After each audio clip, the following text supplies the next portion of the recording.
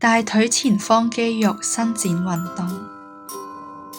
跟住落嚟，我哋會拉大腿前方嘅肌肉四頭肌。我哋需要揾一個穩陣嘅物件捉住先。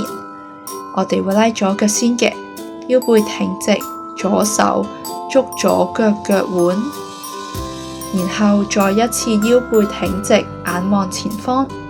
呢個時間未必會拉到四頭肌嘅，所以我哋可以慢慢再將大腿向後拉，直到你感受到大腿前方嘅肌肉拉緊，然後維持喺呢個姿勢10秒。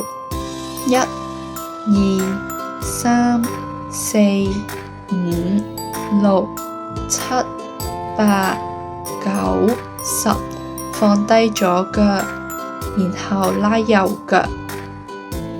同樣要揾一個穩陣嘅物件捉住先嘅，跟住右手捉右腳，腰背挺直，腳向後拉。1、